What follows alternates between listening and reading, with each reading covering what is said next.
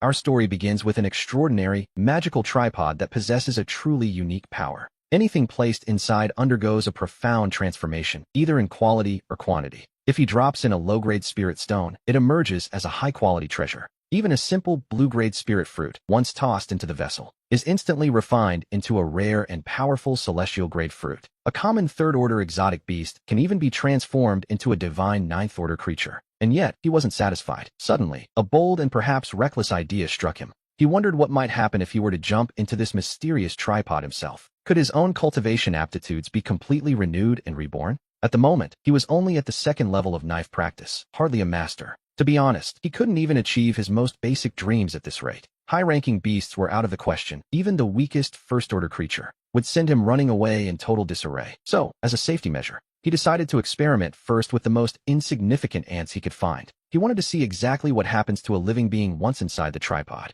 First, he caught an ordinary black ant and carefully placed it into the vessel. We see the tripod begin to warm up, emitting a faint, mysterious red light. The ant's body suddenly grows 10 times larger, turning a brilliant, shimmering red. Fine, glowing patterns began to appear across its shell. On the wall of the tripod, a line of golden information slowly appeared. Fire-patterned ant, first order, first level. With its newfound fire spiritual power, its death releases a searing heat that burns like a real flame. It seems even living beings can be transformed and improved by this mysterious tripod. With a hopeful heart, our protagonist, Leo, reached out and slowly touched the tiny creature. But the fire-patterned ant suddenly died the moment he made contact. It aged instantly, crumbling into a pile of gray ash in a matter of seconds. Startled, Leo gripped his machete and struck twice to finish off the remains of this mutant ant. Next, he caught a bright green ant to see if the result would be any different. Its body aged rapidly before his eyes, losing its green hue for a concerning shade of violet. It began secreting a sticky venom, and just looking at it made him smile with grim curiosity.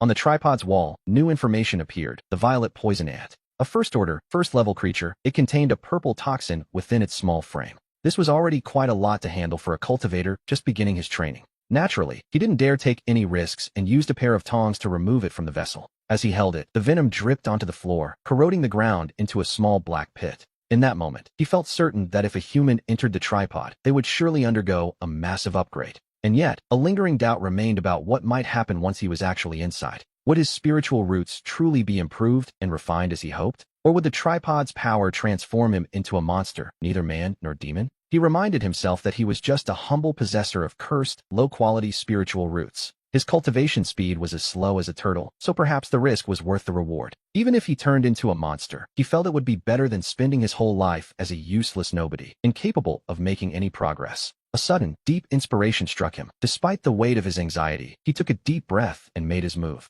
He stepped into the Xian Yuan tripod. The moment he entered, a warm and commanding energy surged through his entire body. A luxurious golden light enveloped him, and he could feel his very bones shifting and strengthening slowly. His physical constitution was transforming right before his eyes, like something out of a dream. On the walls of the tripod, new information began to appear with absolute clarity. It detailed everything from the purification of his spiritual roots to the total strengthening of his body. Finally, four golden characters appeared, drifting across the surface, the sovereign celestial body. As they moved across the wall, a brilliant golden light began to radiate from his own skin. The light was so intense it pierced through the roof, illuminating the wooden doors of his small cabin. He cursed under his breath. The commotion was far too loud. If anyone from the sect discovered this anomaly, they would surely investigate. If the secret of the Xian Yuan tripod were ever revealed, possessing such a treasure would be a death sentence. He didn't dare continue the transformation, and, using every ounce of his strength, he pulled himself out of the vessel. With a quick gesture, he shrank the tripod and hid it safely within his own body. After that, he hurried out of the cabin to check his surroundings. He climbed onto the roof and, taking advantage of the dark night, scanned the area carefully. Everything was calm. It seemed no one had noticed the strange light after all. He let out a sigh of relief. The sovereign celestial body. He could hardly believe it. His heart raced with excitement. This was a legendary constitution he had only heard of in stories. It was second only to the sacred body. With this new power, his cultivation speed would surely reach incredible heights. He knew his physical strength would soon become immeasurable compared to everyone else. If he hadn't stepped out of the vessel so quickly, he might have transformed into a sacred body immediately.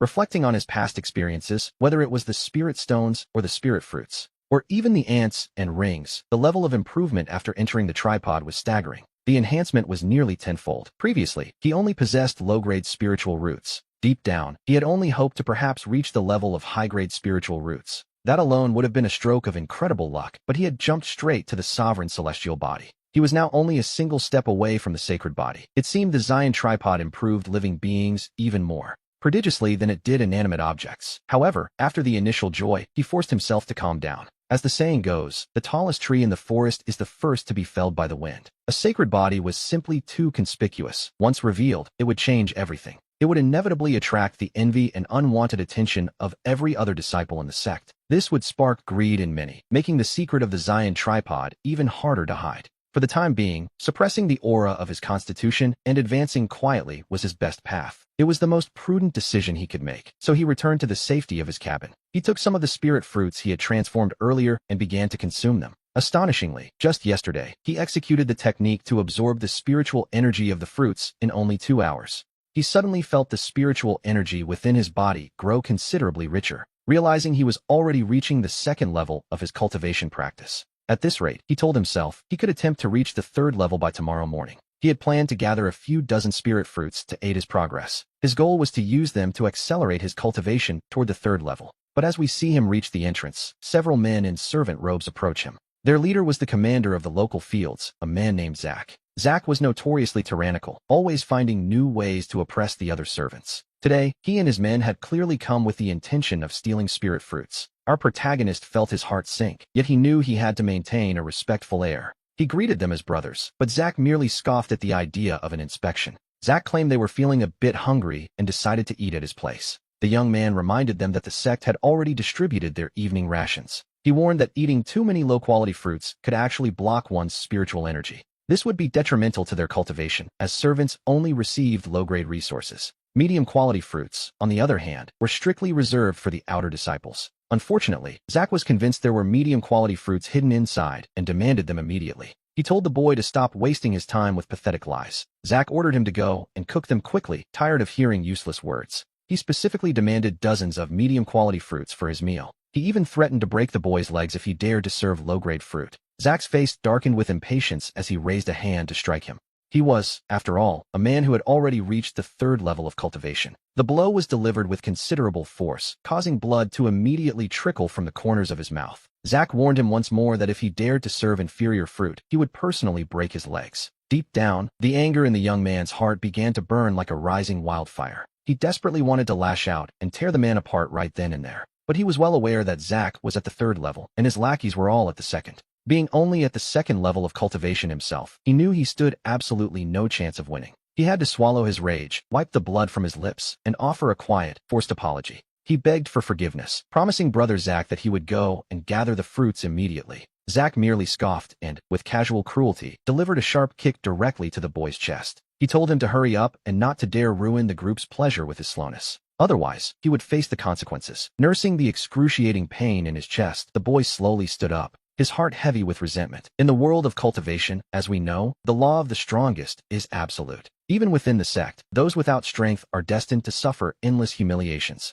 He couldn't even imagine how bloody and cruel the world outside the sect must truly be. The humiliation he suffered today was being etched deeply into his memory. He vowed that one day, he would return this pain 100-fold, no, 1,000-fold. He rushed into the orchard and gathered about 40 or 50 spirit fruits as quickly as he could. He placed them in a bag and handed them over. Zach took the bag, feeling the weight of the haul, and a satisfied smirk appeared on his face as he noted that the boy was finally being reasonable. With a wave to his men, Zach departed, promising they would return in a few days, which, naturally, was a threat. He remained there in the street, silently watching Zach and his followers as they walked away. As the night deepened, his eyes burned with a cold, murderous intent that he could no longer hide. Once he was back in the safety of his cabin, he didn't hesitate for a single moment. He immediately sat down to begin his training, focusing entirely on absorbing the spiritual energy from the fruits. After an hour of intense focus, the spiritual energy within his body surged and finally broke through. He had reached the third level of cultivation. At this pace, he estimated that in 2 months' time, he could reach the very peak of the third level. Zach would just have to wait for him. He vowed that once he reached the 5th level, he would settle the score and erase today's shame. But for the time being, there was still much work to be done. Now that he had attained the 3rd level, according to the sect's own rules, he could finally request basic technique manuals from the head of the servants.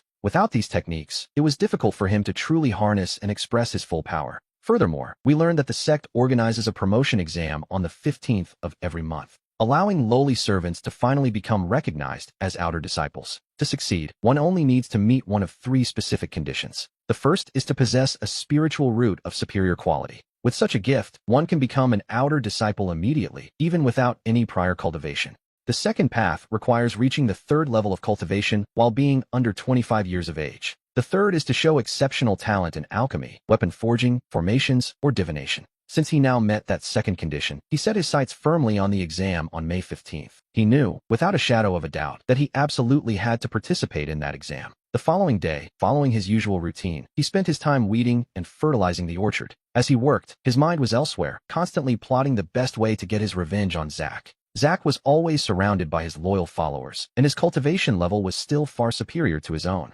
Deep down, he knew that a direct, open confrontation wouldn't give him the victory he craved. Furthermore, the sect had strict rules and would certainly punish any disciple for murdering another. He realized he needed to find a much more discreet way to eliminate Zack once and for all. At that moment, we see him spot a small caterpillar crawling along the top of a fruit tree. Suddenly, he remembered the strange experiments he had previously conducted with such creatures. An idea flashed through his mind. What if he used the cauldron to refine a mutant poisonous insect? He could let it kill Zack for him. That way, even if the sect investigated the death, they would simply believe it was a tragic encounter with a wild, venomous bug. No one would ever suspect him, but the real problem was how to make a mutant insect obey. We know the sect elders all have their own spirit beasts to do their bidding. There are several methods of control, such as mental contracts or breaking their will through illness. Others use specialized talismans or rare treasures to keep their creatures in line. Then he thought of the blood mark, a method where one uses their own blood to bind a treasure. He wondered if placing his blood on a creature before refining it in the cauldron would work. Would the mutation process cause the creature to recognize him instinctively as its true master?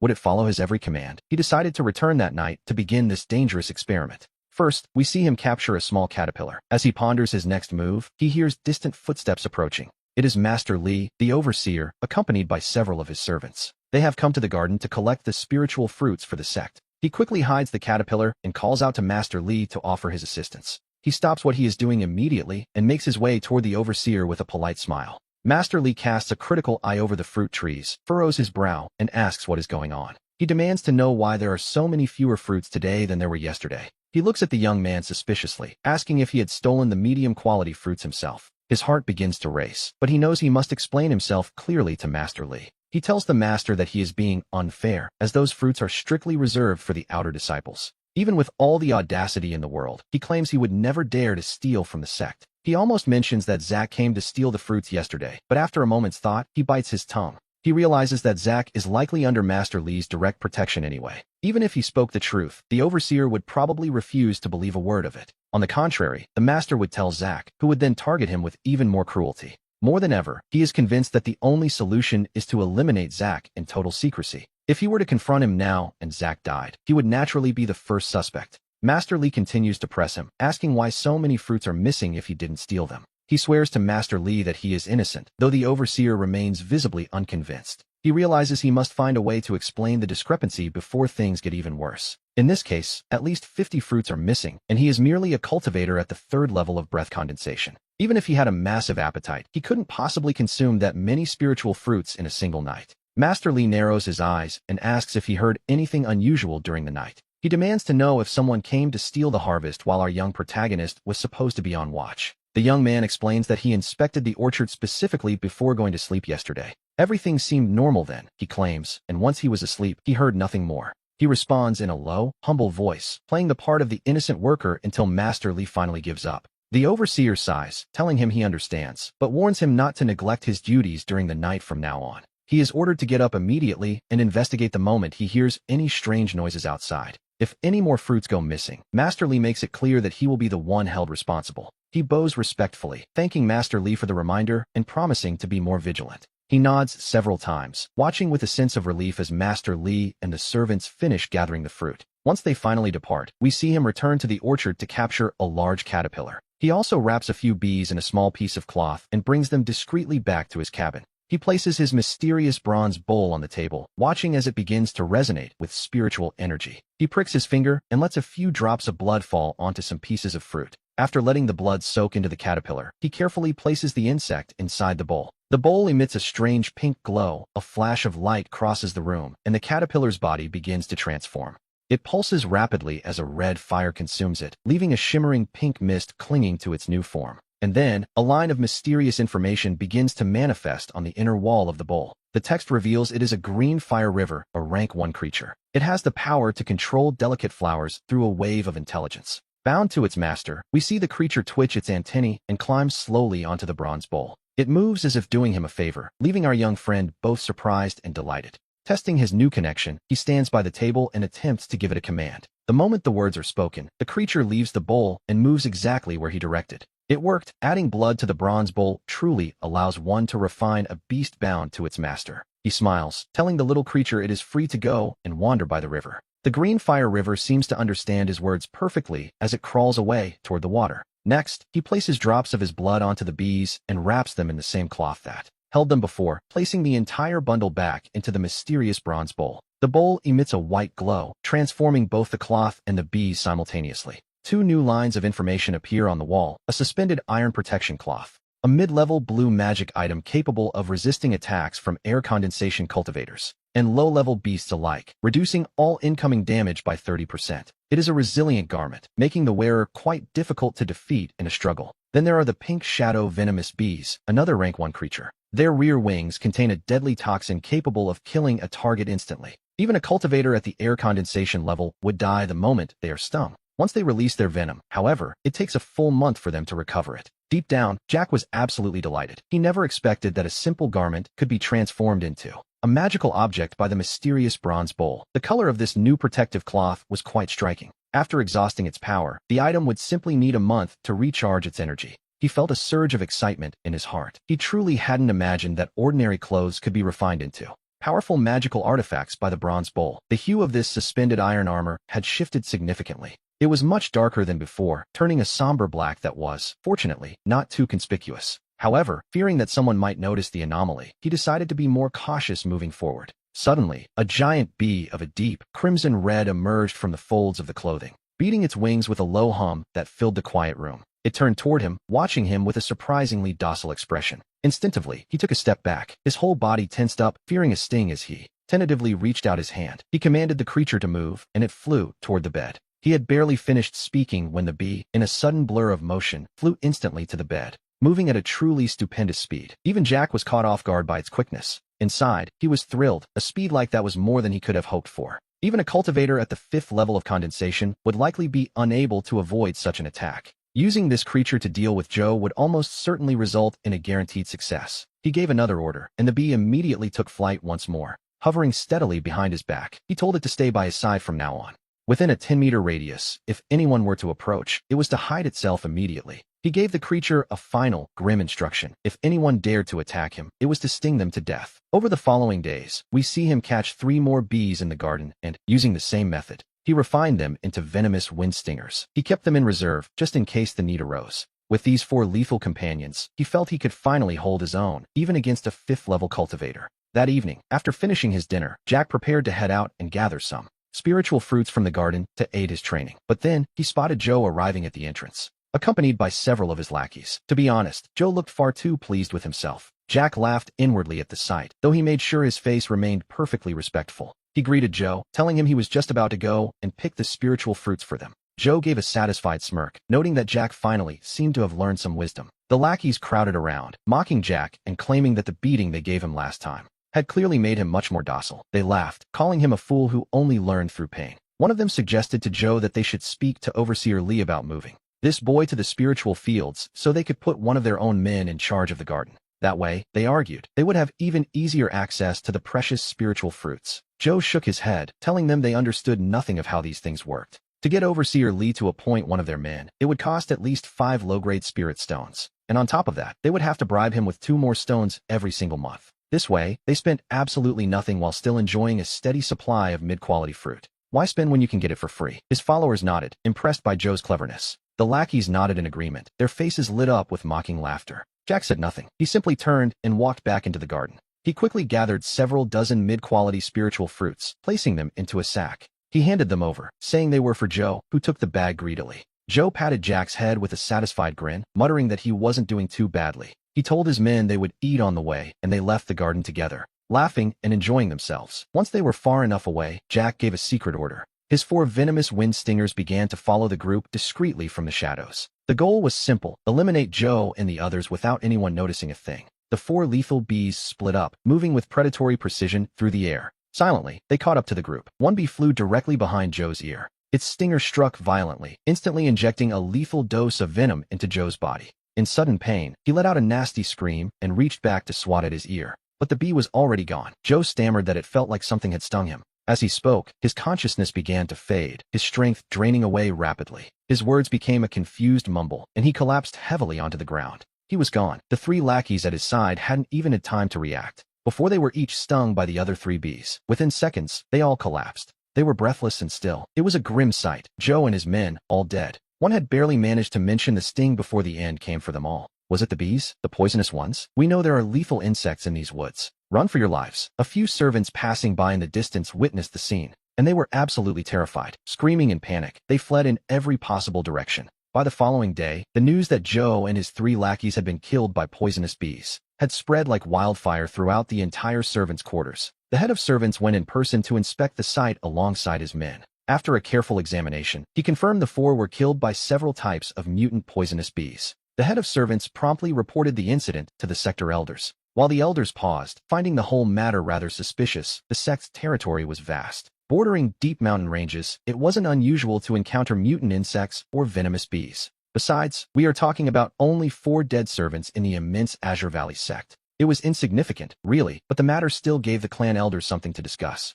2 measures were taken. First, they sent all disciples to perform a complete sweep of the entire clan area to eliminate all pests, such as insects, poisonous beetles, and the like. Second, they distributed detoxification pills to all the outer disciples and the servants. These pills were sufficient to neutralize the venom of low-level insects and beetles. These measures were quickly implemented, and the panic within the gates slowly began to fade. Jack, taking advantage of the chaos, caught 2 more bees and refined them into lethal stingers. Using his secret methods, to be honest, one can never have too many precautions. It was an extra layer of security. And so, on that day, at the very end of the month, Jack headed to the servants' hall to collect his monthly salary of 5 low-grade spirit stones. He also received 3 low-grade concentration pills. A modest haul, to be sure. This was the standard monthly allowance for all the servant disciples in the sect. While it wasn't much, it was just enough to sustain his daily cultivation practice. After finishing his dinner, he began the quiet walk back to his small house. He had barely pushed the door open when he spotted the old man approaching from afar. Deep down, he knew this old scoundrel was surely coming to demand more spirit stones. He cursed him silently, but on the surface, he had to maintain an air of respect. The old man cleared his throat calmly, extended a hand, and spoke with an arrogant tone. He demanded the low-grade spirit stone that Jack had borrowed from him last time. It was time to pay up, and the old man wasn't interested in waiting any longer. Feeling quite helpless, Jack pulled a low-grade spirit stone from his bag and handed it over. The last time he practiced, his energy was low, so he had borrowed a stone from the man. He hadn't expected the old man to remember it so clearly, let alone come to collect. And yet, here he was, making sure he got exactly what he was owed. But after taking the stone, the old man showed no intention of leaving just yet. He added that since Jack would owe 2 more stones next month anyway, he should probably just hand them over now to save the old man another trip. It was a bold request, delivered with the kind of confidence only a bully possesses. Jack felt a surge of anger. This old man was becoming far too greedy for his own good. Every month, the servant disciples were required to hand over 2 low-grade spirit stones to the master. Failure to comply meant being sent to the harshest mines to extract spirit ores, a brutal environment frequently plagued by demonic beasts. It was, for all intents and purposes, a death sentence 9 times out of 10. Suppressing his rage, Jack spoke softly, promising the old man he would deliver next month's stones. The old man seemed surprised by the compliance, but he couldn't resist one last threat. He warned Jack to be sensible and have the stones ready by the 15th of May. Otherwise, he would personally ensure Jack was reassigned to the spirit mines. With those final words, he turned and strolled away with a triumphant air, stone in hand. As Jack watched the old man's retreating figure, his eyes grew cold with a deadly intent. This man had long oppressed the servants with his insatiable greed and cruelty. Deep down, Jack knew that if he didn't deal with him now, the man would surely ruin him. A day later, we see Jack summon the 2 scarlet venom bees he had recently trained. Pointing in the direction the old man had gone, he ordered them to follow from a distance. He told them to stay hidden, wait for the perfect opportunity, and sting him to death. The 2 scarlet venom bees emitted a low, ominous buzz in response to his command. They took flight immediately, trailing their target in absolute silence. Having set his plan in motion, Jack could do nothing now but wait for the morning news. For the moment, however, his absolute priority was to accelerate his cultivation and consolidate the third level of qi condensation. His goal was clear. He needed to pass the outer disciple exam on the 15th of May. Only by reaching that rank could he finally shed his identity as a lowly servant, securing more cultivation resources and finally taking control of his own destiny. Only then could he truly force those who had oppressed him to pay the price they deserved. 2 hours later, we see the spiritual energy within him suddenly shatter a major cultivation barrier. He could feel his energy becoming denser as his cultivation reached a new height.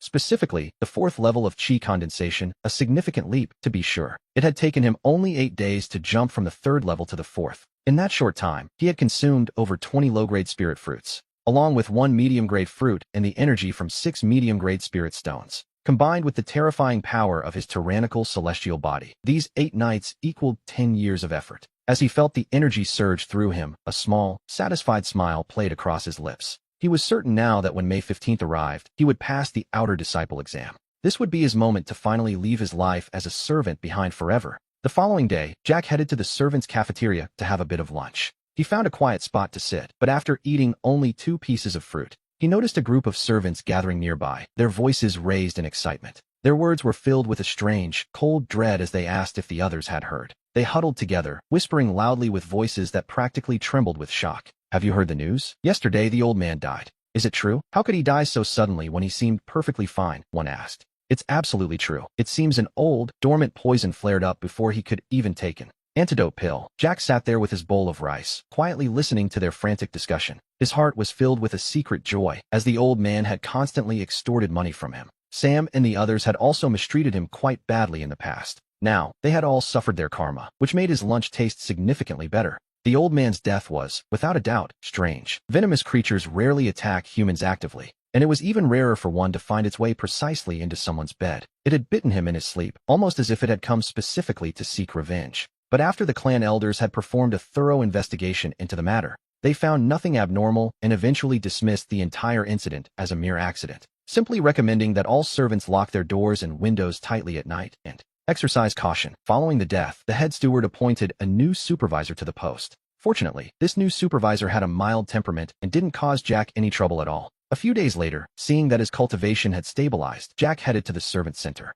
to learn some low-level techniques from Steward Miller. Steward Miller stood with his arms crossed, looking quite perplexed to see a young man like Jack. "At your age, has your cultivation already reached the 2nd level of qi condensation?" he asked. He knew that ordinary servants with mediocre talent usually took at least 10 or 20 years to progress from level 0 to the 2nd level of qi condensation. To him, this was impossible. Without a hint of arrogance or servility, Jack simply replied that he had indeed reached the 2nd level. Steward Miller's perplexity only deepened as he looked the young man over. He reached out and placed a hand on Jack's waist, injecting a bit of spiritual energy to examine his body. An instant later, he pulled his hand back abruptly, his expression one of pure, unadulterated shock. "You are actually at the 4th level of qi condensation," he exclaimed. "Your cultivation speed is truly impressive, to say the very least. In that case, why haven't you come to learn these techniques until now?" Jack joined his hands in a sign of respect, explaining that he hadn't known reaching the 2nd level allowed him to learn techniques from His Excellency. "That is why I've come to bother you today." Steward Miller scratched his head, looking a bit tired,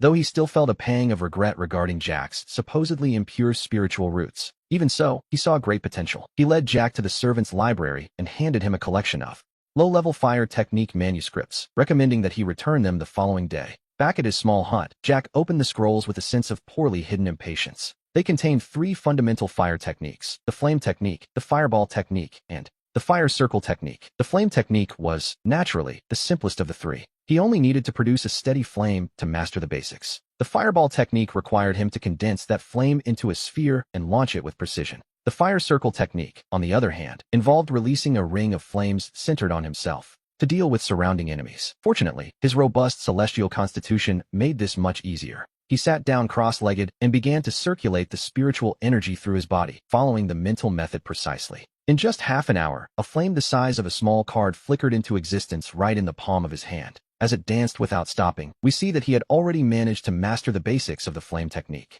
The following day, as the sun began to set, he left his farm work behind to focus on the fireball technique. This, as it turned out, was significantly more difficult than simply producing a steady flame. By the end of the hour, however, he managed to release a tiny fireball, though it was barely the size of a dot. By the 3rd day, he had already gained perfect control over the fire circle technique through sheer focus. By circulating his spiritual energy, he could now instantaneously deploy a ring of scorching flames all around him. Over the next 2 weeks, he returned to the library to exchange various scrolls for other elemental techniques, like water and earth. He dedicated an hour every single day to training, which, to be honest, was a display of remarkable discipline. During the day, he worked the fields. At night, he returned to his hut to cultivate his mental methods. Without him even realizing it, his cultivation reached the 5th level of chi condensation, a truly impressive feat. At this point, there was nothing left for him to do but wait for the upcoming outer disciple examination. On the 15th day of every month, the sect held the exam for those wishing to become outer disciples. Any servant who had reached at least the 3rd level of chi condensation was eligible to participate in the trial. The site of the examination was a vast, rugged mountainous area that felt appropriately imposing for the occasion. At the very center stood a black measuring stone, about a meter high, waiting for the candidates. Elder Luke, the man responsible for the examination, sat behind a stone platform watching the crowd. Steward Miller stood by his side, while several outer disciples kept guard behind them with stern expressions. All along the river, a massive crowd of servants gathered to witness the spectacle and see who would rise. The crowd was buzzing with excitement as we learned that the first trial consisted of measuring each candidate's cultivation. Our protagonist stood in line with a dozen other registered servants, waiting for his moment to step forward. Deep down, his heart remained calm, though a barely perceptible light of anticipation flickered in his eyes. The first few servants stepped up onto the platform to be tested, their futures hanging in the balance.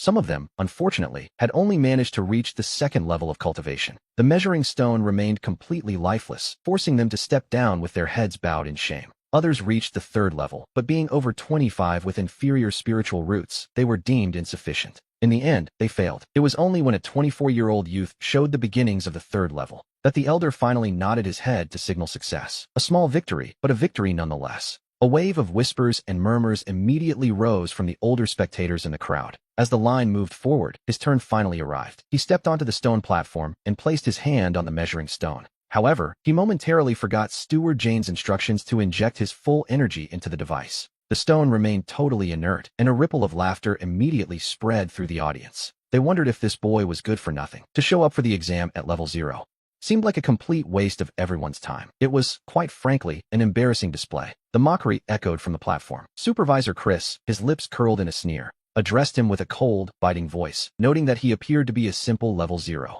He was told to leave the stage immediately and stop wasting everyone's time during the examination. Just as he was preparing to demonstrate his true power, Steward Jane stood up abruptly. She raised her hand to stop Supervisor Chris, asking him to wait for just a single moment. Steward Jane asked him if he had forgotten to channel all of his spiritual energy into the stone. To accurately measure one's cultivation level, a candidate must inject their full power into the testing device. And here we see him realize his mistake. He quickly gathered his thoughts and prepared himself once more. He placed his palm back onto the cold surface of the testing stone, focusing his mind. Circulating every drop of his inner spiritual strength, he poured it into the stone without holding anything back. Immediately, a line of light ignited at the base of the stone, followed by a second and then a third.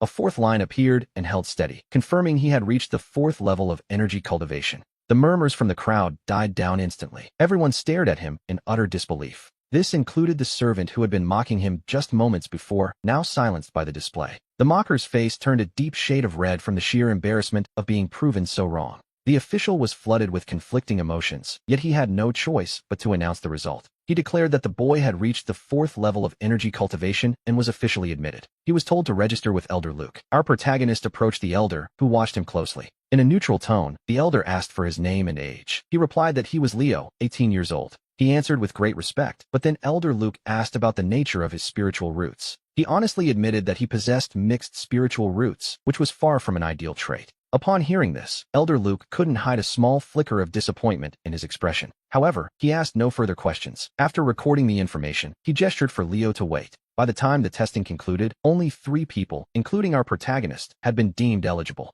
They followed Elder Luke into the outer hall of the sect to complete the final formalities of their entry. They completed the transfer formalities, officially moving Leo from servant status to a disciple under Elder Luke. Elder Luke proved to be quite a generous mentor, as Leo received a handsome reward for this promotion.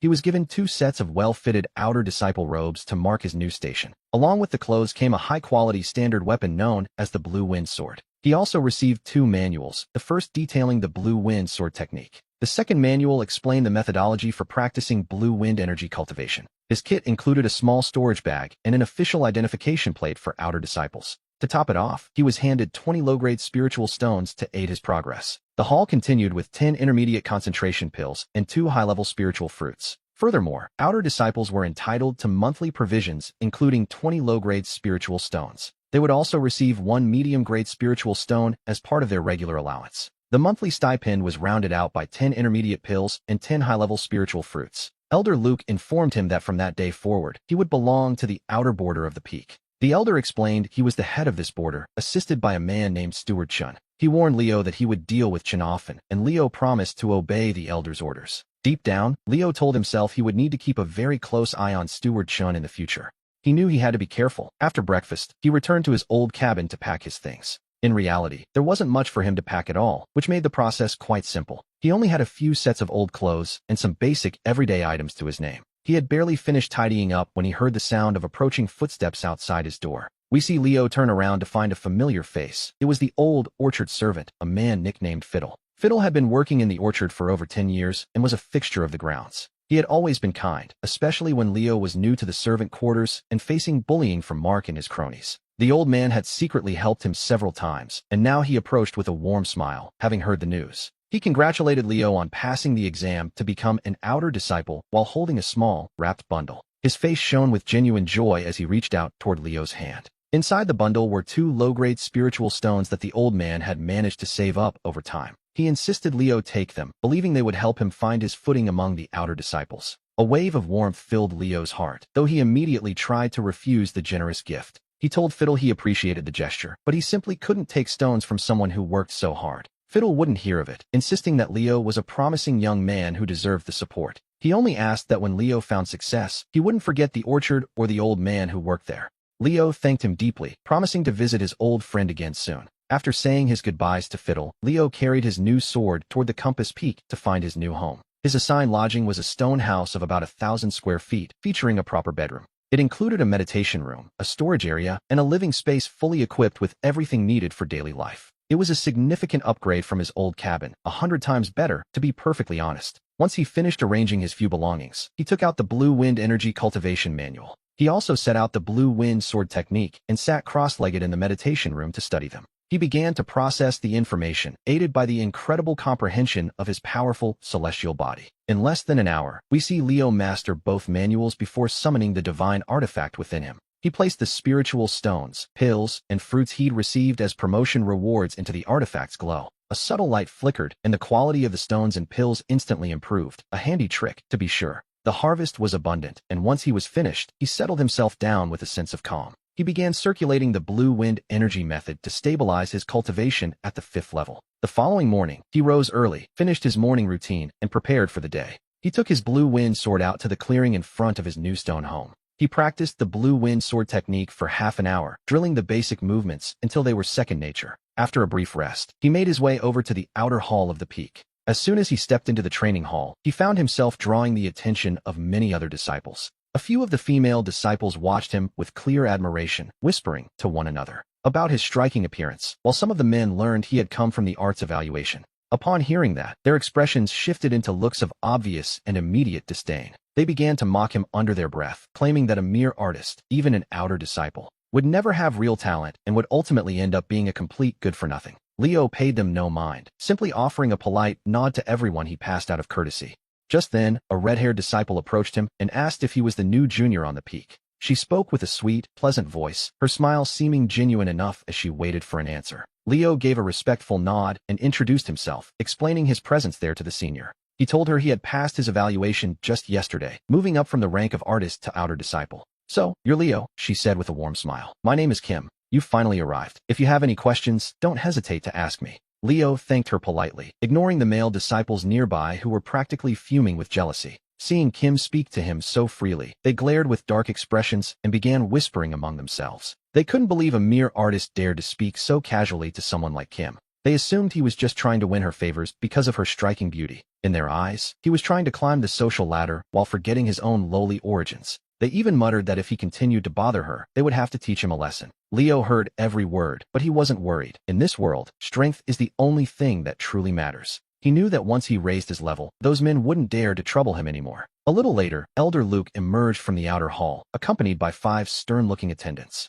Immediately, more than 100 outer disciples fell into formation, watching the elder with anticipation. Leo took his place at the very end of the line as the elder began his address. He urged the disciples to train diligently and to prioritize their safety whenever they left the peak. After the assembly, Leo returned to his artifact, placing the spiritual fruits and medicinal herbs he had gathered inside. After allowing the artifact time to refine the materials, we see the glow begin to fade. He had successfully produced several fruits and herbs of exquisite quality, a very profitable morning, indeed. He planned to head to the main hall the following day to exchange them for more spiritual stones. The next morning, just as he finished his sword practice and prepared to leave, a familiar face appeared. It was Kim, who approached him suddenly and asked, "Junior Leo, where are you heading?" "Did you go patrolling the mountain yesterday?" she asked. Leo replied that he was heading to the main hall to exchange some spiritual stones, and clarified that he hadn't actually gone on patrol the previous day. He answered her honestly, but Kim's eyes flickered with a sudden light of curiosity. "How did you manage to gather so many fruits and herbs?" she wondered aloud. "Did a senior take you?" "No," he replied. "I've simply mastered the art of sword flight a little on my own."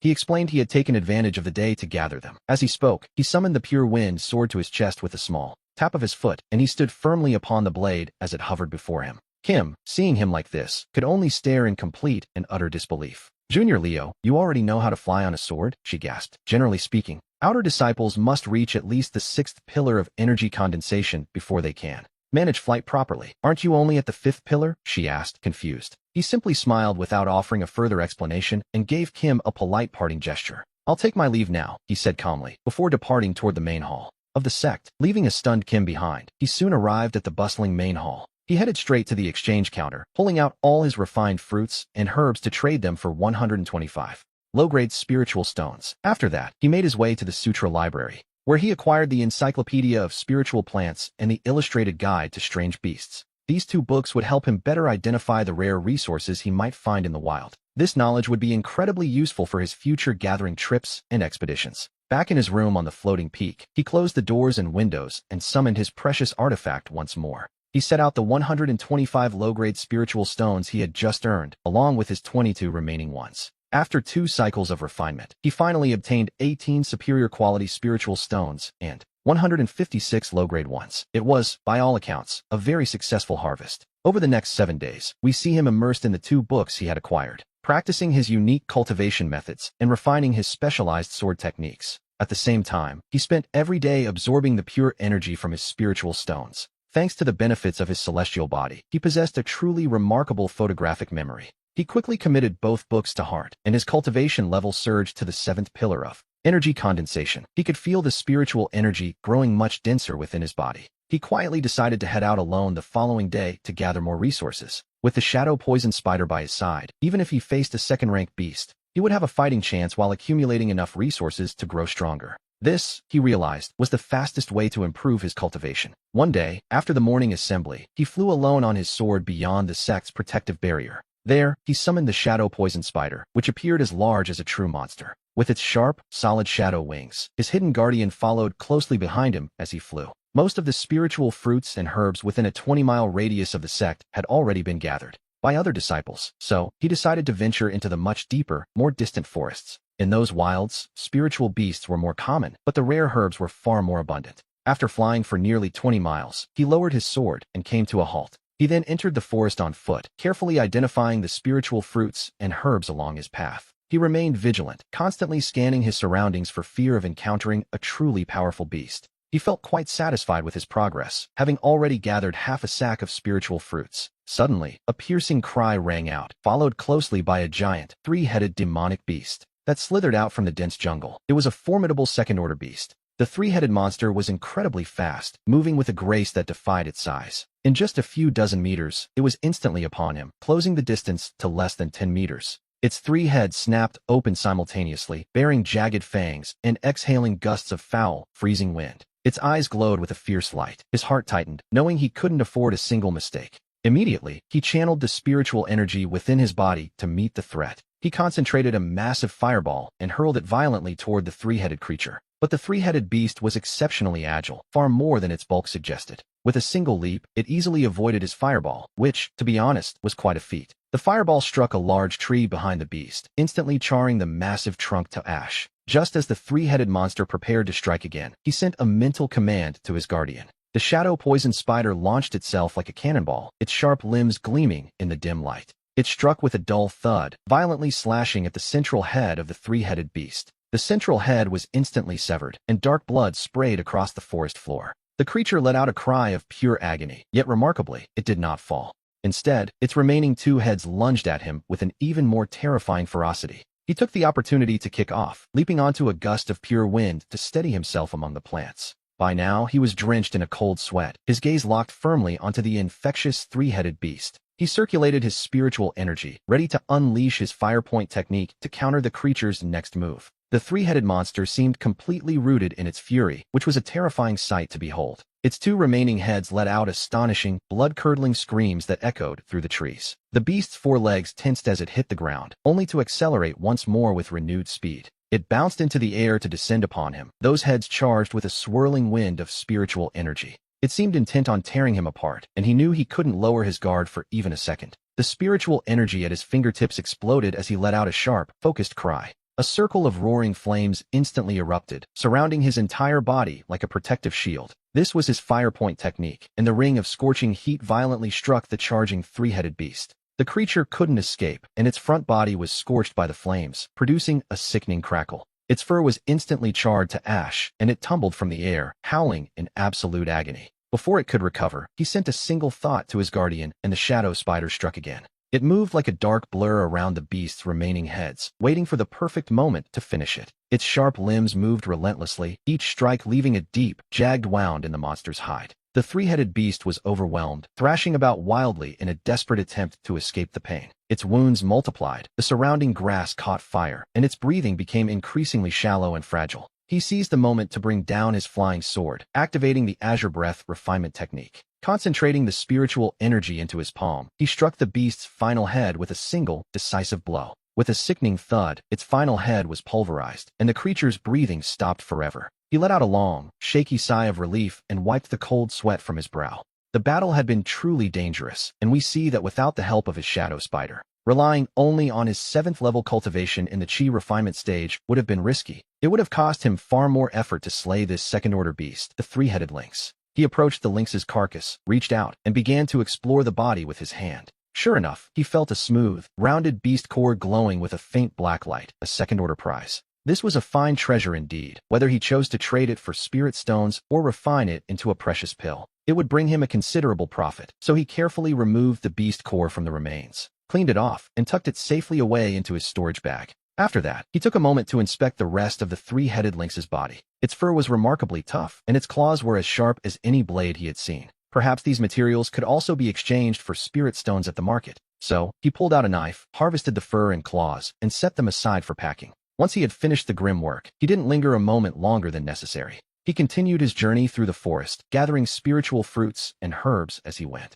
Strengthened by the experience of his previous fight, he decided to double his vigilance. The shadow spider lurked nearby, circling him in a state of constant, silent alert. Whenever he found high-quality spiritual herbs of intermediate levels, he gathered them one by one. In a very short time, his storage bag was completely full, which was a pleasant problem to have. As we see the sky begin to darken and the strange beasts of the forest grow more active, he knew it was unwise to linger. He quickly summoned his pure wind arrow. He rose into the air upon the flying arrow, accompanied only by his solitary shadow spider. Leaning forward, he set his course toward the distant azure cloud ridge. During the flight, he took a moment to reflect on the combat he had just survived. The spiritual energy within his body was still a bit unsettled from the exertion. So, while flying, he practiced the Azure Cloud Wind refinement technique to stabilize his cultivation. Almost without realizing it, he discovered that his spiritual energy had become significantly denser. Though the fight had been dangerous, it allowed him to manage his energy better and even showed signs of breaking through to the 8th level of the chi refinement stage.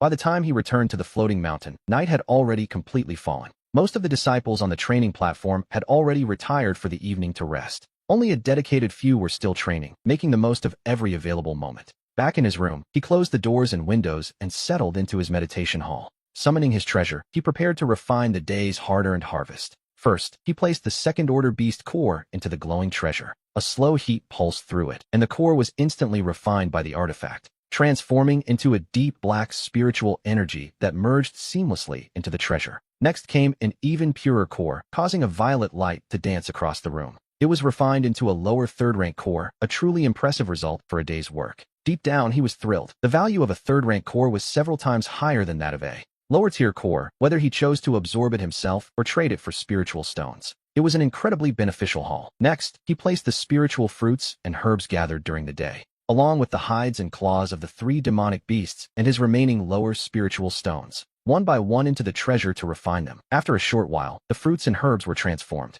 They became high-quality spiritual resources, while the hides and claws were refined into top-tier materials. As for the stones, they yielded 5 superior spiritual stones and dozens of mid-grade spiritual stones. As we see him looking over the rich harvest now filling his storage bag, a satisfied smile played across his lips while he held the treasure in his hand.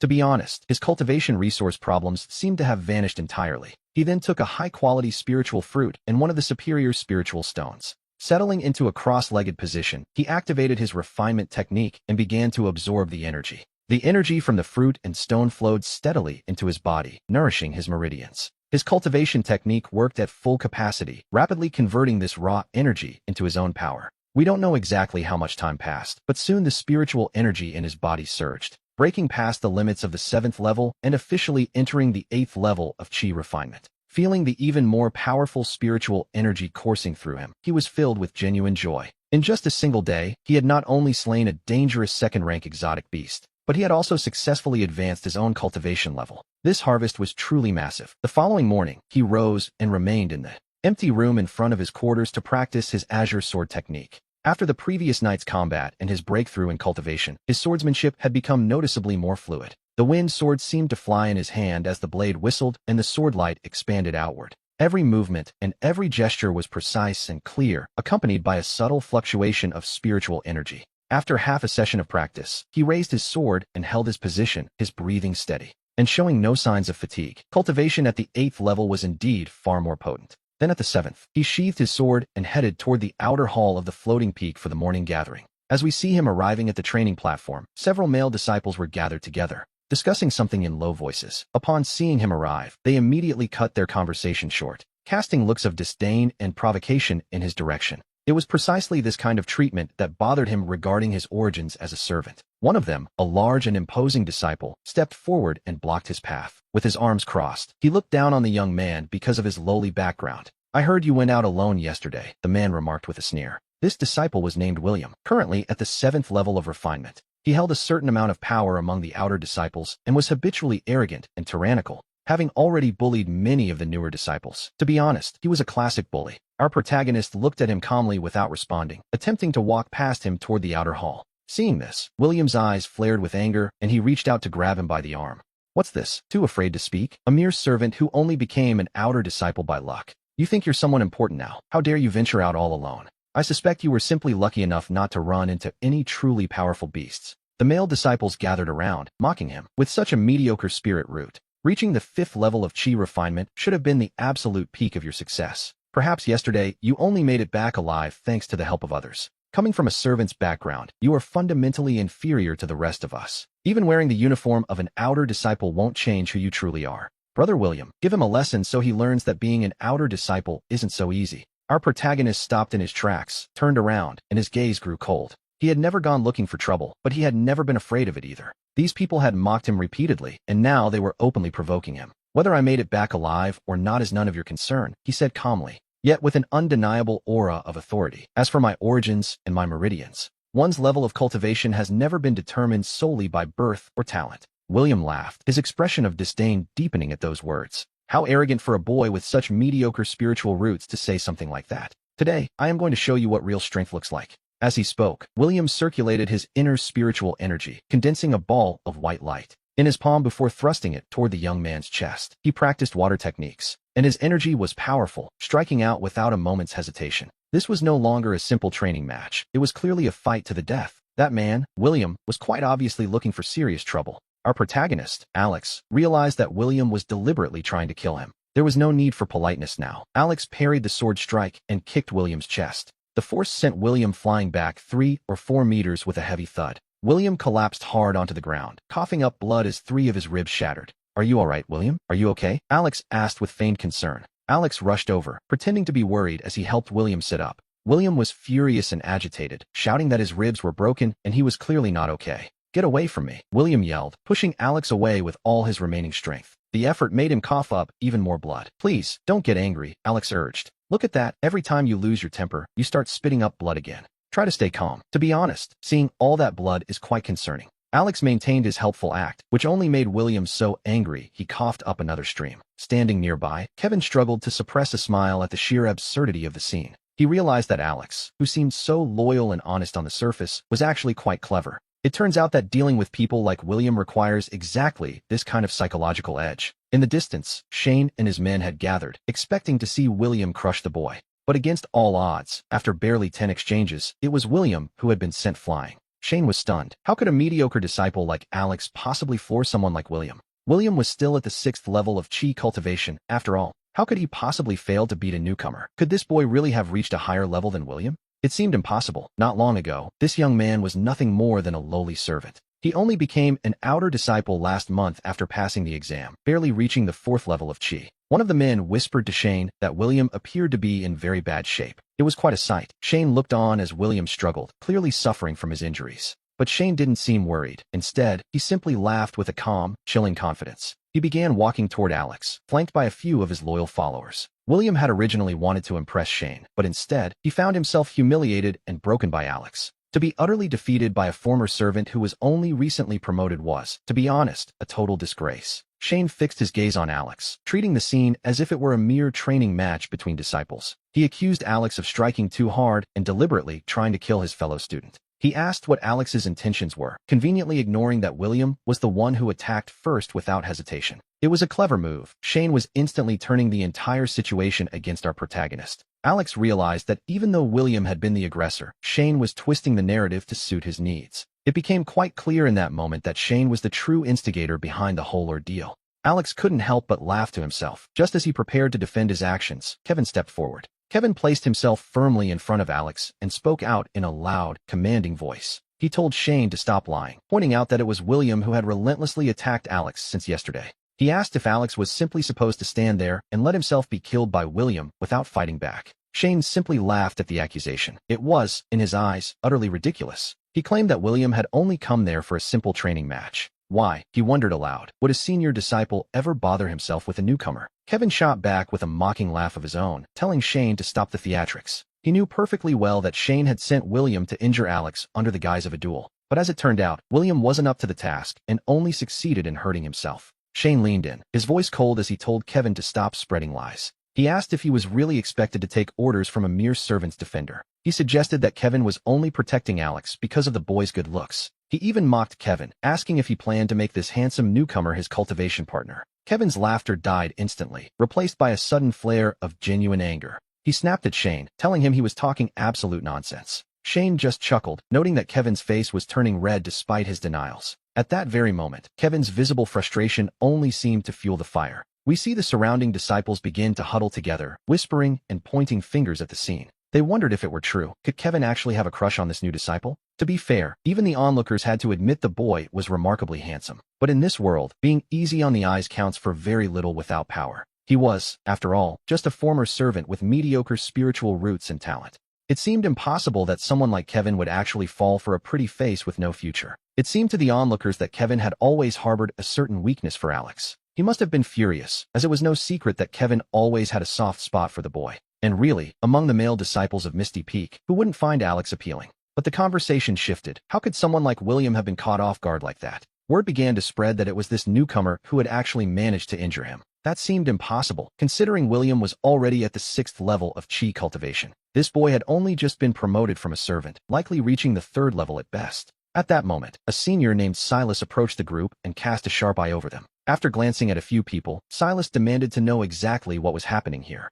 Shane stepped forward and explained that while William and Alex were merely sparring, Alex had suddenly delivered a fatal blow, leaving William in a truly pathetic state. He begged Silas to provide justice, claiming Alex had intentionally crippled his opponent. Silas looked at William with pure disbelief, but the young man was clutching his chest in pain. With blood-streaked tears, he certainly gave the impression of being gravely wounded. We have to wonder, could Alex, a mere novice from the craft disciplines, really have the power to take down someone like William? It seemed highly unlikely. The crowd watched William with strange, perplexed expressions, trying to make sense of it. In that moment, William likely wished he could simply vanish into thin air. To be bested by a boy from the servant ranks was bad enough, but now everyone knew it. He feared that, after this humiliation, he would never be able to hold his head high in the sect again. Alex stood his ground, pausing in the middle of what was supposed to be a simple exchange between disciples. Silas demanded to know why he had tried to kill William, his eyes filled with a growing aversion toward Alex. He had harbored a grudge for some time, and now, he finally had the perfect opportunity to punish the boy. Alex saw right through him, realizing that Silas was merely looking for any excuse to strike. Stepping forward, he calmly explained that as a new disciple, he was only following orders. He claimed that William had specifically asked him to train together as a way to practice. Since his skills were supposedly inferior, he had to defend himself with everything he had, and by pure accident, he landed a single kick. He insisted he had absolutely no intention of actually hurting William. A kick by accident, a likely story. The onlookers couldn't help but wear rather bizarre expressions at that. Was it possible that William, caught off guard by his own arrogance, had simply let that kick land? Shane bowed respectfully and spoke up, claiming that Alex's version of the story was entirely true. He confirmed that Alex and William had indeed just been training together moments before. As a witness, he noted that William had attacked with such ferocity that every blow seemed meant to kill. Alex was in grave danger, yet after knocking William down with that kick, he immediately rushed over to help him back up. He pleaded with Silas to look at the facts clearly.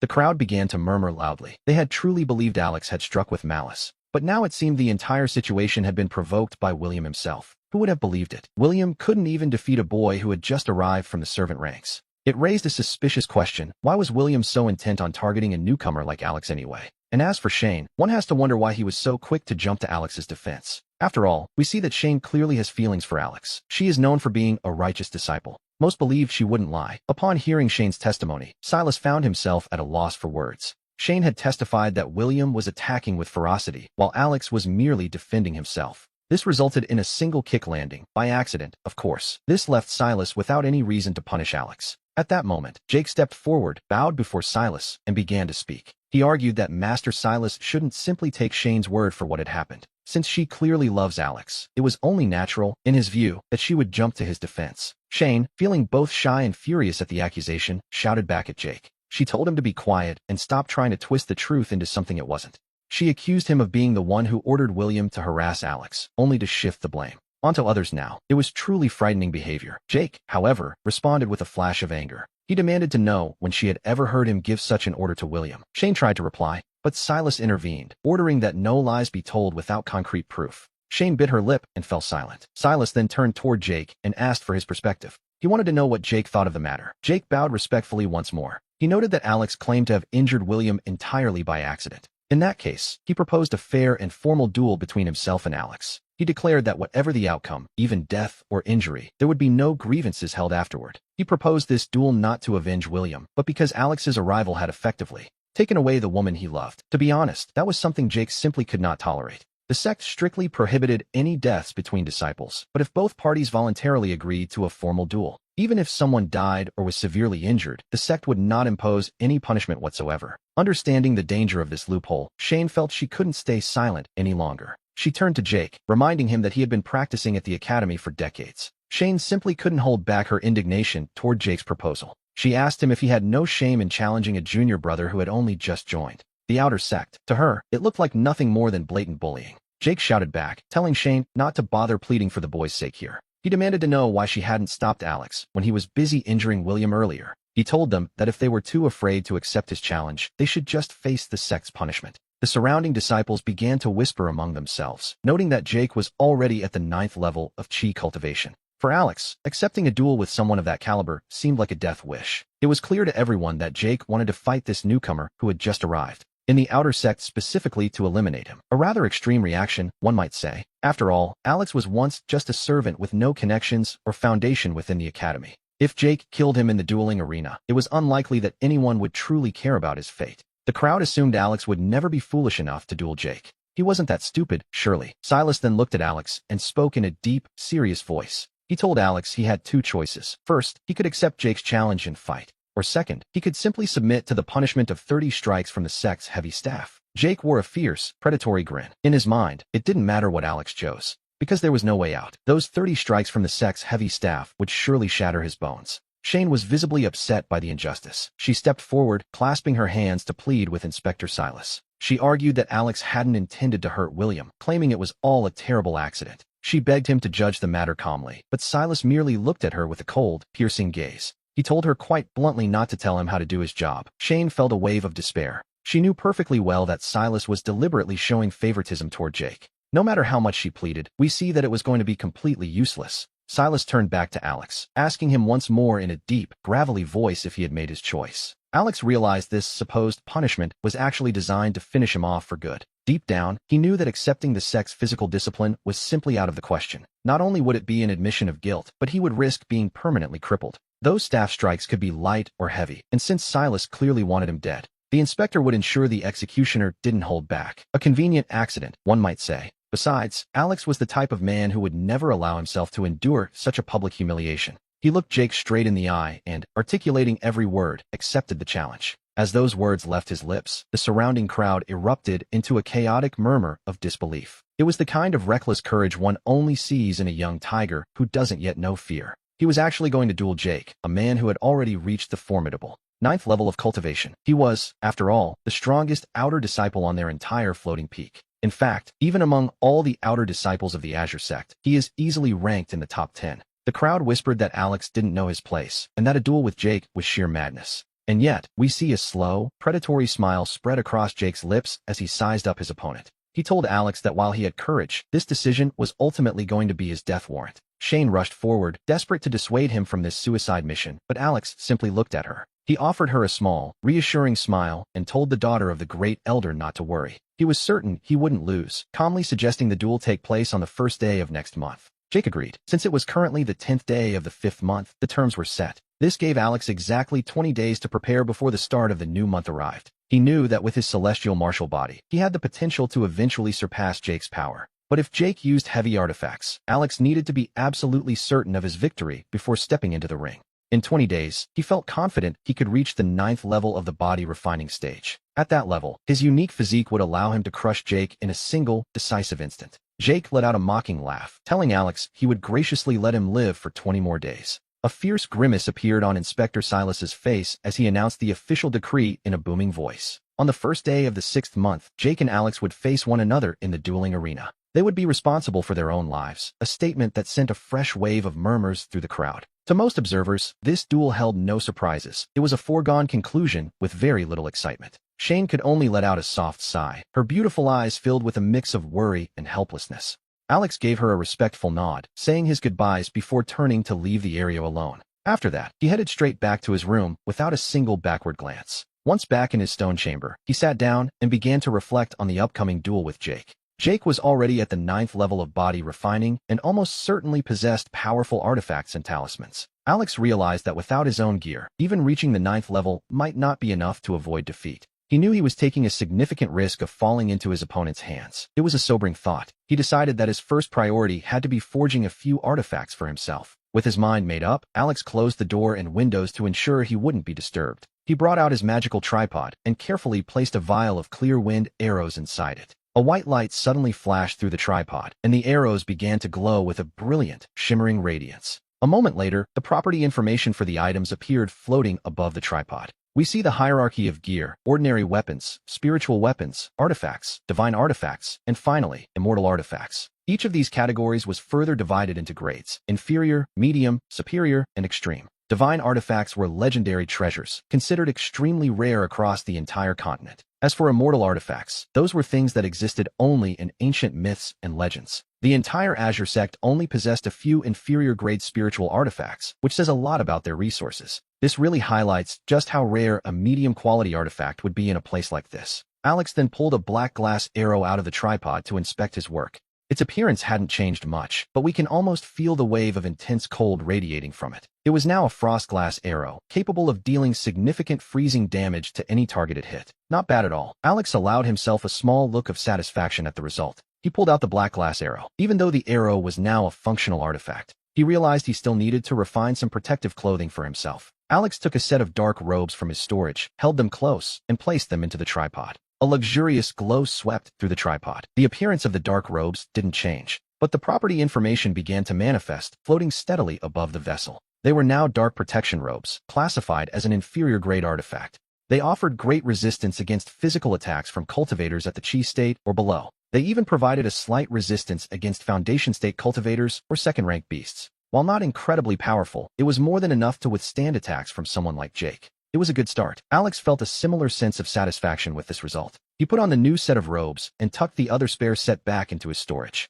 Next, he took out 2 standard outer disciple uniforms to see what he could do with them. After placing a pair in the divine cauldron, a luxurious light passed over them, leaving them seemingly unchanged. But looking closely, one could see a faint soul trace lingering on the fabric in the cauldron. Began to display information regarding this strange new object. The soul robe, an inferior-grade artifact, offers absolute defense against physical strikes, or spiritual energy from practitioners at the breath-holding state or below. It also offers a 30% defense against spiritual energy from those in the foundation state, though it remains completely ineffective against anyone at the golden core state or above. Still, the soul robe's absolute defense against breath state practitioners was exactly what he needed. It was a fortunate discovery. Alex, feeling quite pleased, stepped out with his 2 newly crafted soul robes. He carefully placed one on his pillow and kept the other for himself to wear. The gold-protected garment was designed to ward off physical strikes with ease. Meanwhile, the soul robe was meant to deflect attacks from cauldrons and spiritual energy alike. Wearing these 2 layers together provided what one might call the perfect defense. It offered him complete protection, especially the soul robe, which provided an absolute defense against cauldrons.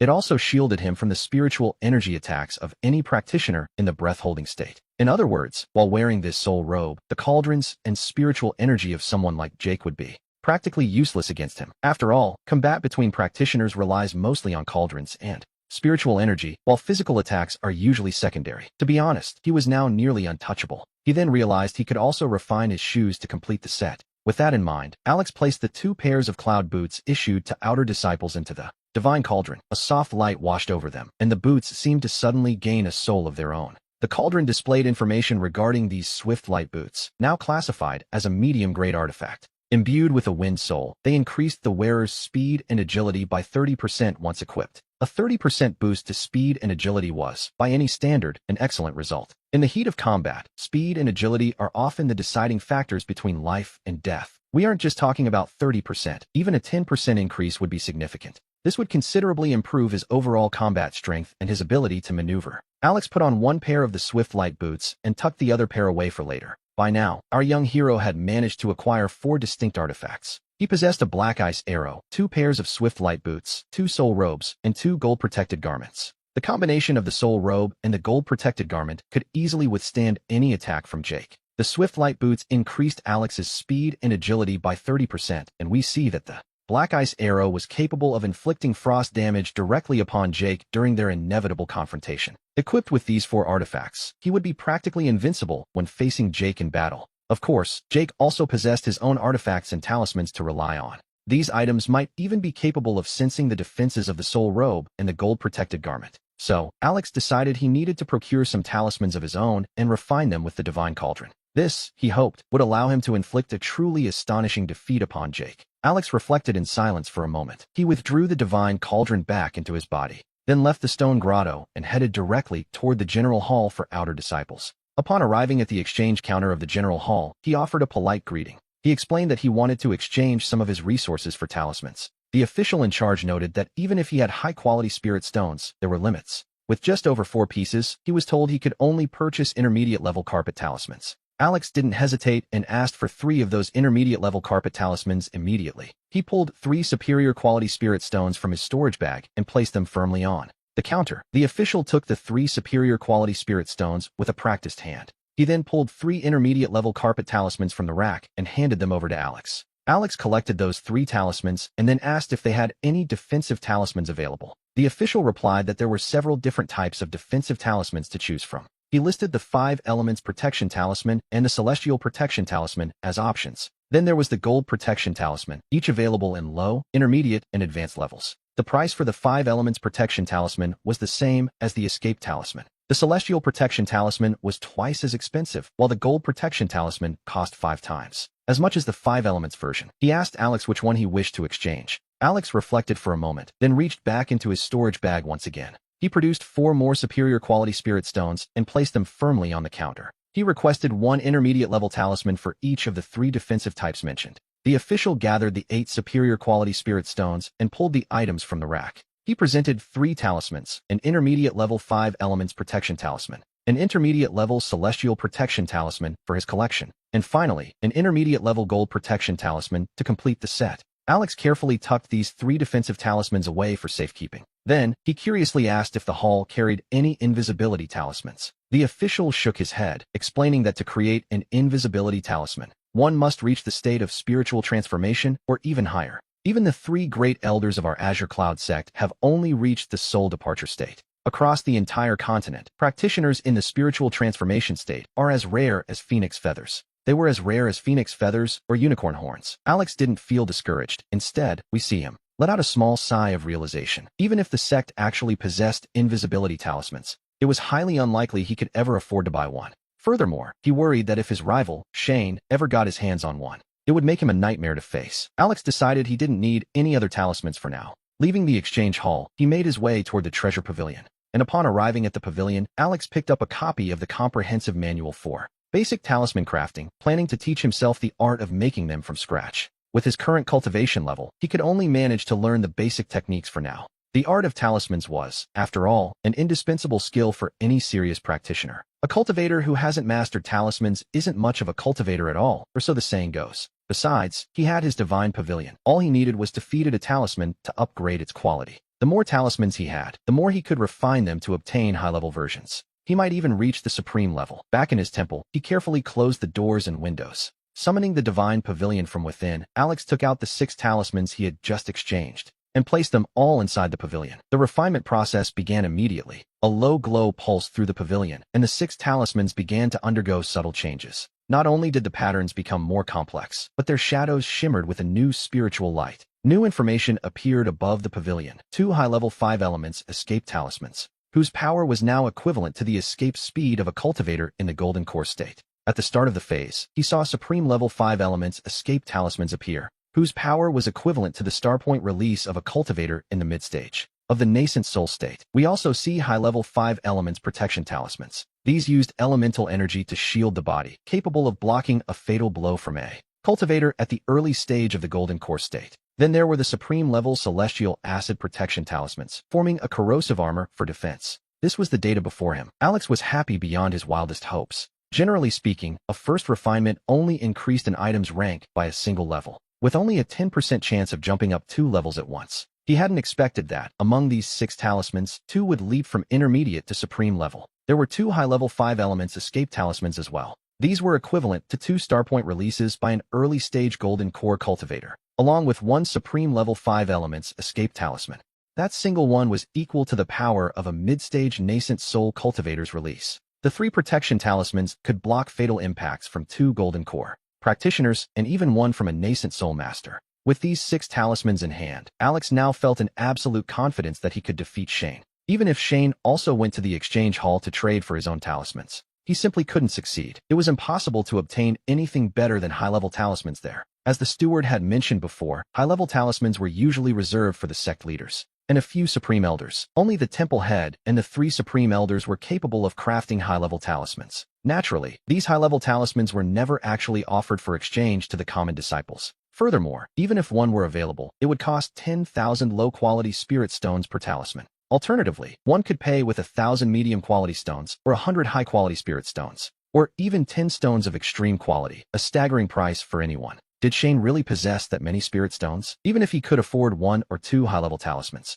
they would be utterly pathetic compared to the 4 high-level and 2 supreme-level talismans Alex now held. Alex removed his 6 talismans from the divine corn and tucked them safely into his storage bag. He intended to keep them close to his body on the day of his duel with Shane. After securing the divine corn, Alex pulled out a high-quality spirit stone and began to absorb its energy. He knew he had to break through to the 9th level of chi cultivation as quickly as possible. Over the next few days, we see Alex doing more than just focusing on his cultivation. He also learned the craft of talisman making. After 9 days and the absorption of nearly 30 high-quality spirit stones, Alex finally managed to reach the 9th level of chi cultivation. By then, he had mastered the basic art of talismans. As for the more complicated varieties, Alex decided not to learn them for the moment, as he simply didn't have the time. The 5 elements escape talisman was primarily an offensive tool for his arsenal. The protection talisman, on the other hand, served as his primary means of defense. His plan was simple: master these two first, produce them in great quantities, and then refine them using the divine corn before they were put to use. Next, he planned to craft a talisman for powerful enemies, though making them consumed a vast amount of mana.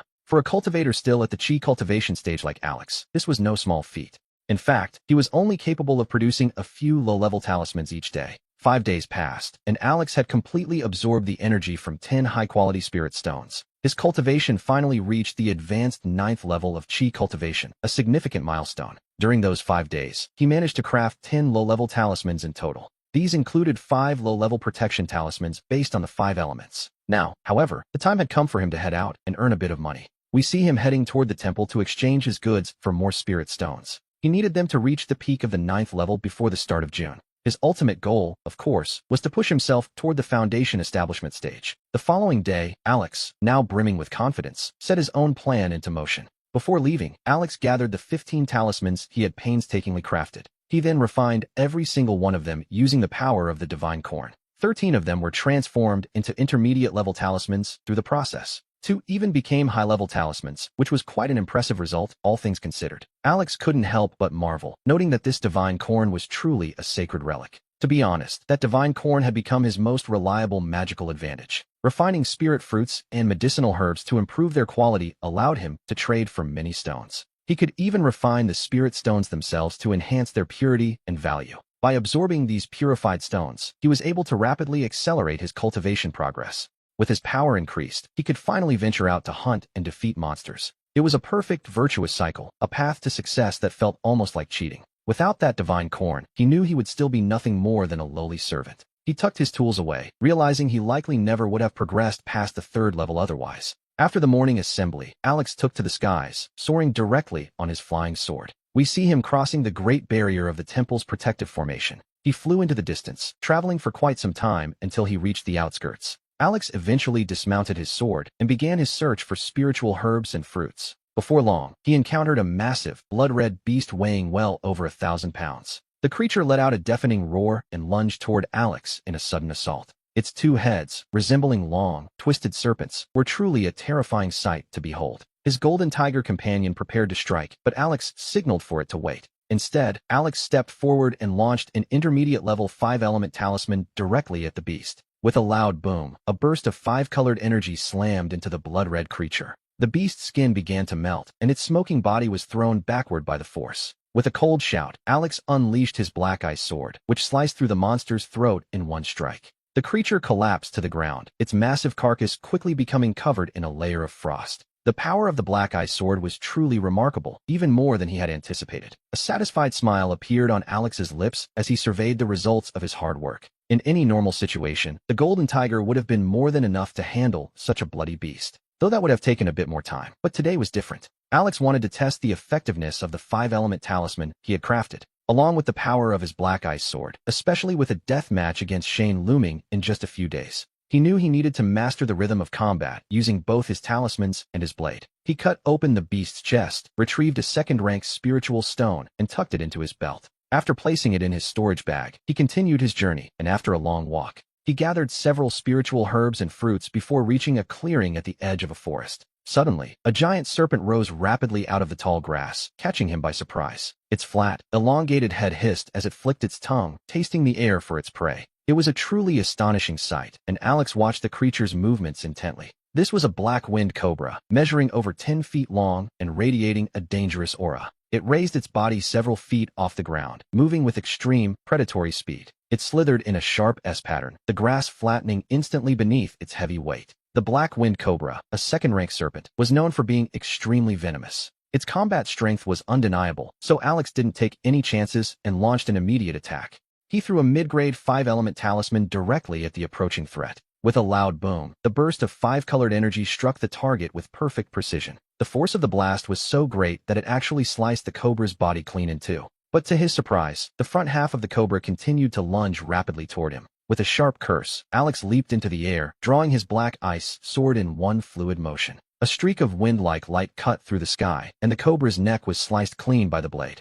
The serpent's flat head thudded onto the grass as Alex landed softly back on the ground. To be honest, even if he hadn't dodged, the cobra's strike likely wouldn't have left a scratch. He was wearing magical robes and carried nearly a dozen protection talismans that activated automatically. He used his sword to open the cobra's chest, revealing a finger-sized, glowing green wind core. This second-rank serpent core held immense medicinal value, which was a lucky find indeed. It served as a vital ingredient for brewing various high-level spiritual pills. He carefully wrapped the core in a large leaf before tucking it away into his storage bag. After that, Alex continued his search through the forest for more spiritual herbs and fruits. A few hours later, he had gathered over 200 spiritual fruits and 100 rare herbs. He had also defeated 4 second-rank beasts, making this an incredibly productive afternoon. As we see the sun begin to dip in the west, the shadows of night started to stretch across the land. Alex returned to the sect, and after finishing his dinner, he retired to the quiet of his room. He carefully locked the doors and windows before summoning the precious tripod from within his body. He emptied his storage bag, pouring every herb and fruit he had collected into the tripod's depths. After 2 cycles of refinement, he produced 7 spiritual fruits of exquisite, top-tier quality.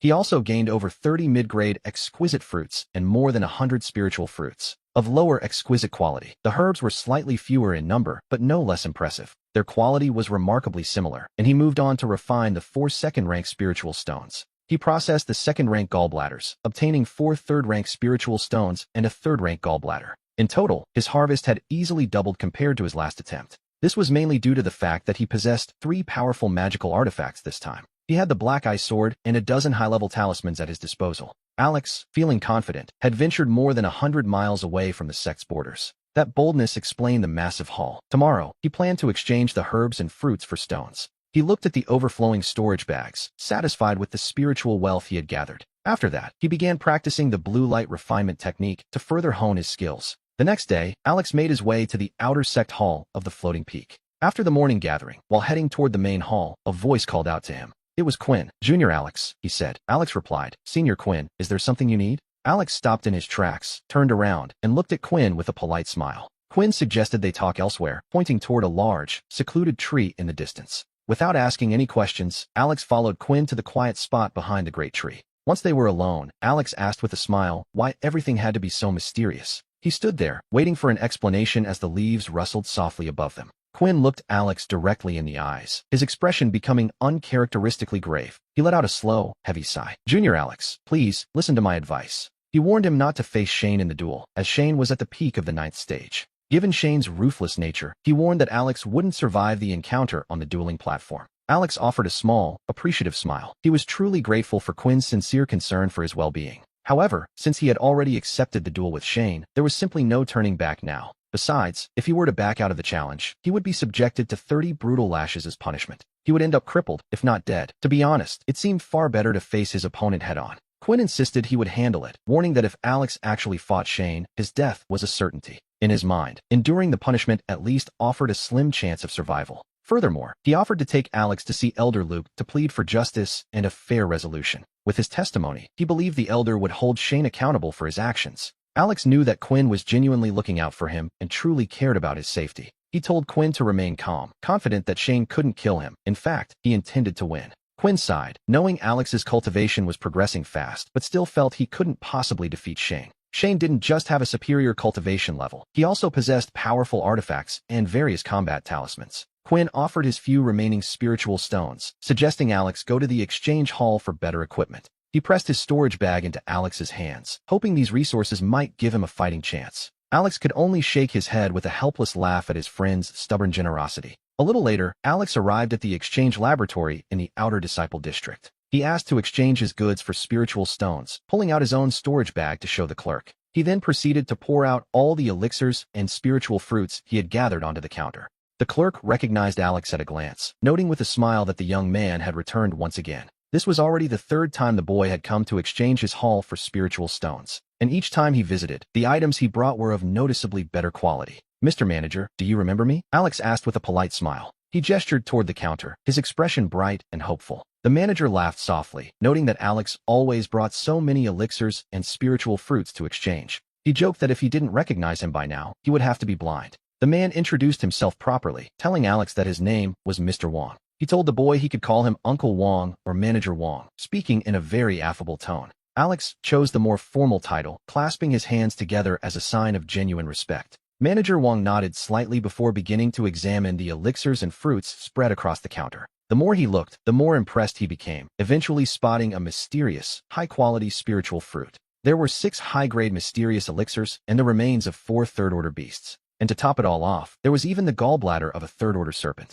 The manager was stunned, wondering where on earth a young disciple could find such treasures. While Alex's excuses had been plausible last time, this haul was much harder to explain away. For third-order beasts, complete with their bones, and a serpent's gallbladder were no small feat. This meant the young disciple had managed to slay 5 powerful creatures in total. The manager wondered how a simple outer disciple could possibly achieve such a thing. Alex simply chuckled, explaining that he had been lucky enough to find the remains of a high-level cultivator. He claimed that in the fallen man's storage bag, he found a dozen high-level talismans and a magic sword. It was thanks to that equipment, he said, that he could safely travel through the distant lands. He explained that he had managed to slay several third-order beasts. Otherwise, with his current abilities, forgetting third-order creatures for a moment, even a second-order beast would have likely been fatal. The explanation was perfectly coherent. It seemed our young friend Alex, the most promising of the 3, was truly a man of great fortune. Manager Wang firmly believed Alex's story and couldn't help but let out an exclamation of surprise. He could see this outer disciple had an exceptional future ahead.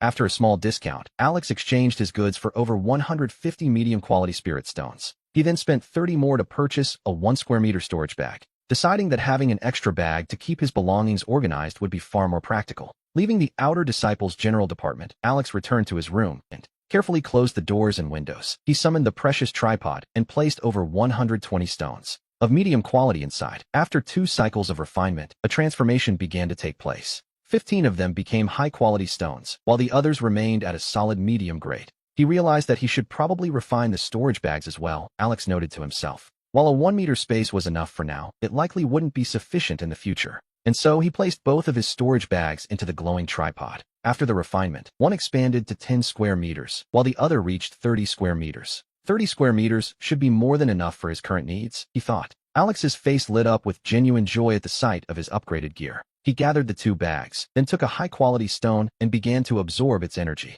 Over the following days, Alex trained relentlessly, drawing power from the spirit stones every single day. Most of his low-level talismans, after a quick refinement in the tripod, were transformed into intermediate-level charms, and a lucky few even reached the status of high-level talismans. A productive afternoon, to say the least. Soon enough, the end of the month arrived. Alex's cultivation had reached the peak of the 9th stage of the Qi refinement realm. All he needed now was a storage tripod and a foundation pill to enter seclusion and finally break through to the foundation establishment stage. But all of that would have to wait until after his duel against the arrogant Shane. Our story takes us to a cold camp where King George summoned Alex for a meeting. Meanwhile, in a meditation chamber within the Outer Affairs Hall, an old man dressed in gray robes sat cross-legged upon a lotus throne. Shane stood nervously by his side, eventually bowing with deep respect until his forehead touched the floor. The old man, his great-uncle, looked at him and said, "Shane, I have heard that you are scheduled to fight in a duel tomorrow." Shane admitted that this was indeed the case. His uncle, Master Samuel, then asked, "Who are you fighting, and for what reason?" Shane replied that the man's name was Alex. Just last month, he explained, the boy had been nothing more than a lowly servant. Somehow, he had managed to become an outer disciple of the floating peak. Since his arrival, Shane claimed, Alex had been constantly harassing a female disciple from the same peak. Shane insisted he simply couldn't stand such behavior and challenged him to a duel to defend her honor. Master Samuel, looking quite disappointed, fixed Shane with a stern and piercing gaze. He gave a cold, quiet chuckle and remarked that his nephew was becoming less and less ambitious. A man over 50 years old is going to fight a junior disciple who was only recently promoted from being a servant. If word of this gets out, Master Samuel warned, it would cause him to lose face entirely. Shane quickly responded, insisting that his great-uncle didn't know the full story. This Alex, he claimed, might have been a servant, but he possessed a certain ruthless strength. One of Shane's close friends had been gravely injured by him, which was why he simply couldn't stand by. And so he challenged him. Master Samuel chuckled calmly, noting that if clan rules were broken, the clan itself would handle it. He questioned why Shane felt the need to involve himself in such a fight. As a practitioner, he reminded him, one must purify the heart and reduce worldly desires. He warned Shane not to go around causing trouble everywhere just because of his family connections. Shane bowed low, admitting that his uncle was right, at least on the surface. He insisted he hadn't actually used his uncle's name to gain any special notoriety. It was simply that the boy was hateful. He had harassed a sister and harmed a brother beyond endurance. That, he claimed, was the only reason he challenged him, to teach the boy a much-needed lesson. Master Samuel spoke in a calm tone, stating he didn't care to hear any more of the petty details. In tomorrow's duel, he instructed, simply defeat him and leave it at that. Do not kill him. Deep down, Shane wondered how he could possibly satisfy his resentment without killing the boy. He kept those cold thoughts to himself, however, maintaining an air of deep respect. He promised to follow his great-uncle's teachings and vowed not to take the boy's life. However, he added that if Alex tried to kill him, he couldn't guarantee there wouldn't be an accident. Master Samuel nodded slightly, conceding that killing in self-defense was, perhaps, forgivable. With that, Master Samuel dismissed him, stating he needed to return to his meditation. Shane hesitated for a moment, then bowed deeply once more. He admitted he was worried Alex might use hidden artifacts or talismans, and he hoped his great-uncle would offer him something for protection, an artifact and a few talismans to be ready for anything. He practically begged for this one final favor. Master Samuel agreed, offering him a set of enchanted robes capable of resisting attacks from any practitioner. Below the foundation stage, this, he promised, would keep him safe. And so, we see Master Samuel reaching into his storage bag. He pulled out a set of earth-yellow spirit robes and handed them over to Shane. Shane was overcome with gratitude, thanking his great-uncle profusely. He bowed 3 times, carefully folded the robes, and left the room with a look of pure joy. With these robes, and the 3 mid-tier light talismans he already possessed, along with a mid-level celestial protection talisman he had purchased from the clan, he felt certain he could crush Alex. After all, Alex was just a servant with no backing, and no foundation within the clan. His cultivation was far inferior to Shane's own. What could the boy possibly fight back with, even if he tried to buy artifacts from the clan? With the pittance he earned in a month, he couldn't even afford a low-level talisman. Thus, as the sun set, Shane was absolutely certain he would kill Alex the following day. When Monday arrived, Alex made his way to the clan's dueling platform. This platform was specifically designed to resolve personal conflicts between disciples through combat. And while the clan had its laws and interests, it rarely intervened in these personal duels between disciples. News of the upcoming fight had already spread throughout the entire clan like wildfire, and we see that nearly half of the outer disciples have gathered to witness the event. After all, a formal duel was a rare occurrence, happening perhaps only once or twice a year. It wasn't just the outer disciples either. Even the lowly servants had drawn close to catch a glimpse. The reason for their interest was tied directly to Alex's former status as a simple servant. Even though Alex was now a disciple, the other outer disciples still looked down on him as one of the help. To the servants, Alex represented their hope, fighting against a well-supported and powerful outer disciple. As for the inner disciples, very few bothered to show any interest in the matter. They generally despised the outer disciples and felt attending such a duel was beneath their dignity.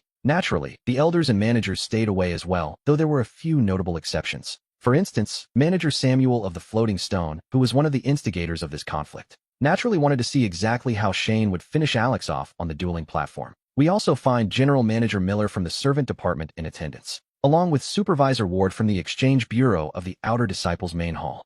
Both of these men knew Alex well, and, to be honest, they quite appreciated his character. Upon hearing the news of his duel with Shane, they had come specifically to show their support. The dueling platform itself was carved from a massive blue rock, standing about 10 feet high. It spanned roughly 13 feet across, where Alex and Shane now sat facing one another. Separated by 10 feet, Shane wore his earth-yellow spirit robes and held a glowing red fire arrow. This was a low-grade magical object, and Shane stared at Alex with pure, unadulterated arrogance. Alex, for his part, was dressed in the standard green robes of the outer disciples. He wore enchanted boots on his feet and held a shimmering light-fire arrow in his hand. To the casual observer, these appeared to be the basic items distributed by the sect. But in reality, every single one of these items had been refined by the sacred tripod. They were all true magical artifacts, and he was carrying dozens of hidden talismans to boot. Around the dueling platform, the spectators were gossiping like merchants in a noisy market. The consensus was that Shane was easily the best of the outer disciples. Alex, meanwhile, was seen as just a former servant who had only recently been promoted. Deep down, most believed there were several levels of power separating the two men.